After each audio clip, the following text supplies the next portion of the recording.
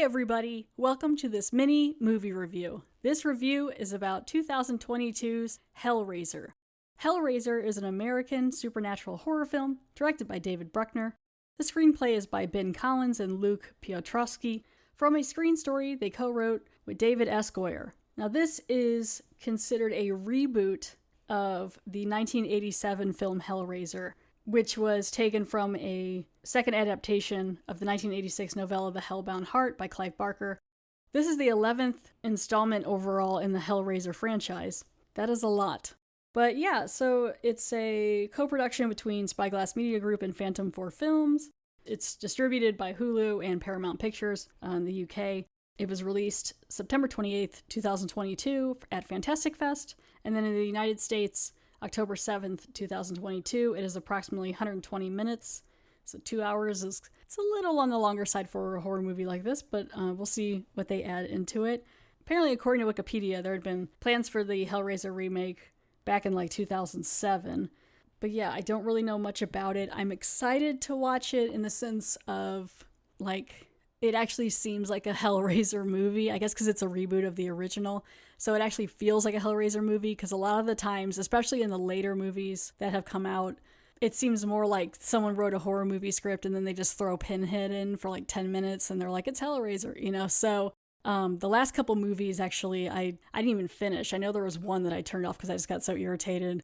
Yeah, I'm excited to see it because it does sound like it's actually Hellraiser type movie, so I'm excited to see how they're going to do like the effects and the acting. I know with this one, there was some talk about the fact that Pinhead is being played by a trans woman. I believe that is Jamie Clayton. She looked cool, and I've seen some of the makeup of what they did. She looked cool. I'm sure it's going to be great. Like, it's exciting. It's to see just how this movie's going to be, and I'm excited to see it. And so yeah, I am going to go watch 2022's Hellraiser on Hulu, and I will be back to let you know what I think.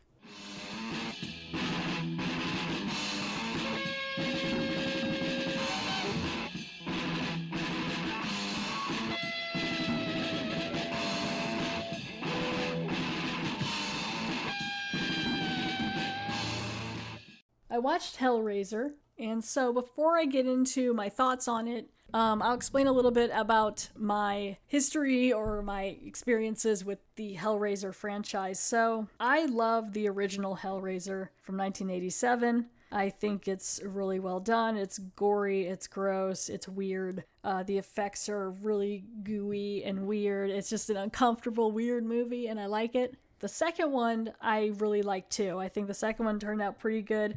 For me, for the first and second Hellraiser, Julia is kind of the true villain for me. She's pretty crazy in that. In the first one too, you have Uncle Frank. He's pretty gross. There's just a lot of weirdness. The third one, the third Hellraiser, I think is pretty decent too. There's some good stuff in it as well. It's not like my fave, but it's there.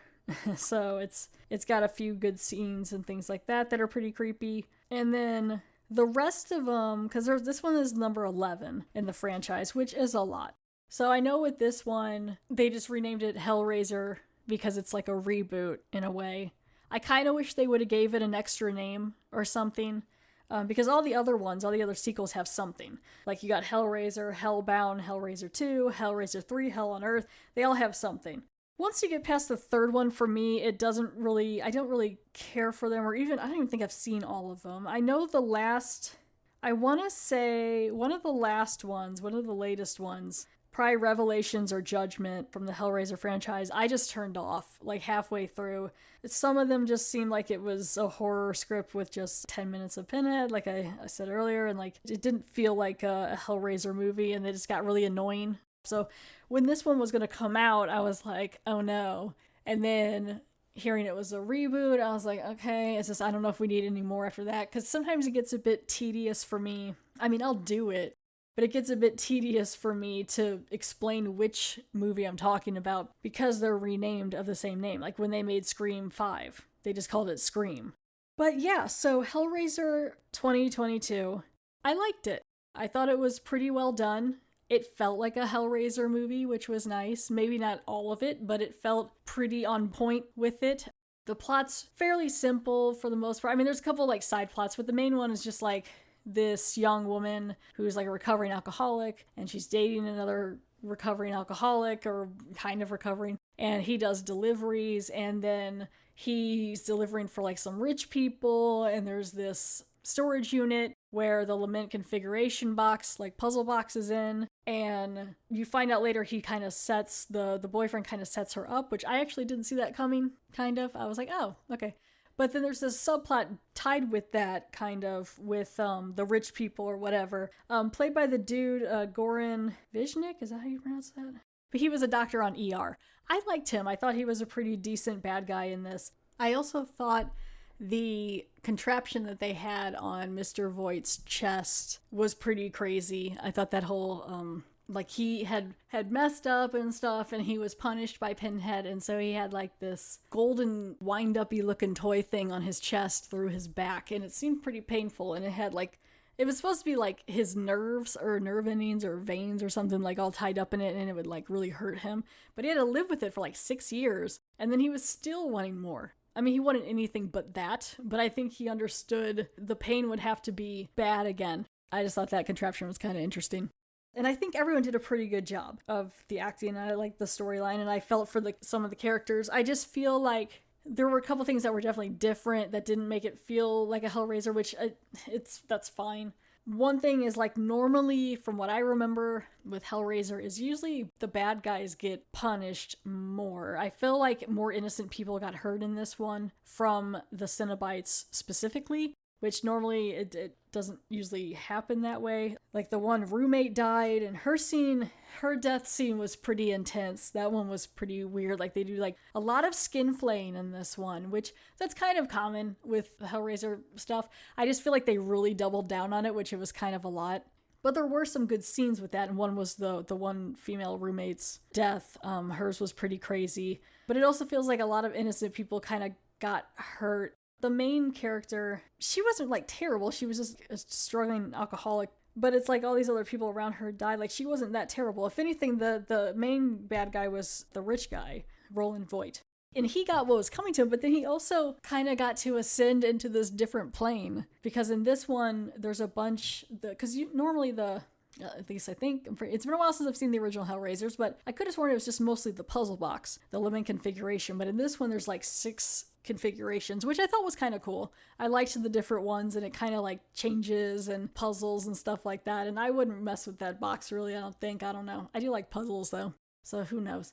So like the main thing is like the rich guy, Mr. Voight, who really wants to gain the power from the Cenobites. There's these different steps you have to do, and there's this really big house that he has that he kind of turned into a puzzle box of its own, kind of, in a way, to like harness the power and protect him from the Cenobites. And I thought that was kind of creative, that like he's really studied all this, that he is trying to get to like the ultimate level of power, because he's such a hedonist that he always wants more. So it's just like he gets what's coming to him. And so that felt more like a Hellraiser thing. Yeah, I liked that.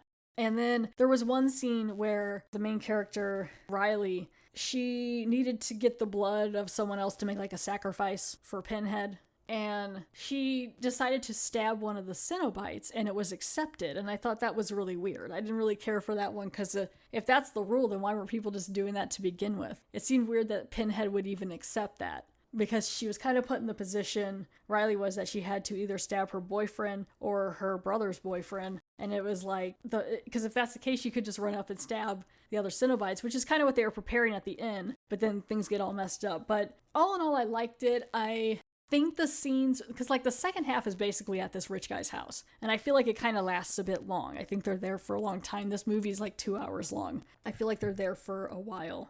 You know, I liked the way it ended, that she didn't want to take Pinhead's help. The Cenobites were fun. I like that there was a lot more. There was a couple different kinds.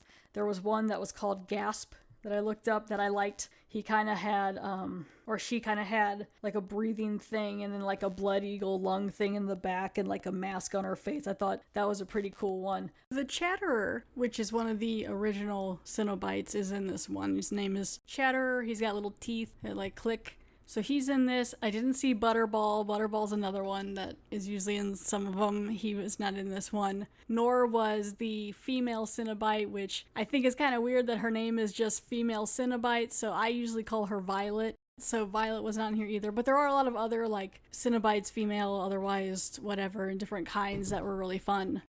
They had some other ones too that they really were leaning into the skin peeling, which was a little much for me. Like, it just seemed kind of weird. Like, the way they were outlining all their bodies with all the skin, it seemed a bit much. I think Jamie Clayton did a good job of being Pinhead. I liked her. I did kind of miss the whole black, like, leather outfit more that Pinhead usually wears. I think if she would have wore that, it would have been a little more standouting that she was, like, the leader in this. But she had this cool, like, neck thing that was kind of fun, and then, like, she would pull the pins off and, like, put them on people and stuff or whatever, and so, I mean, that kind of stuff I liked, and I liked the different Cenobites. I also, like, part of me kind of missed Doug Bradley's voice a little bit, but I still think she did a really great job. And she was definitely creepy. Yeah, all in all, I think it was a decent reboot. I kind of hope they don't make any more, because, again, there's 11 of these movies. No, I would definitely recommend Hellraiser. Let's go. I would definitely check it out. A lot of fun for it, and yeah. So I would recommend Hellraiser 2022. And thank you all for downloading and listening to this mini movie review. Bye!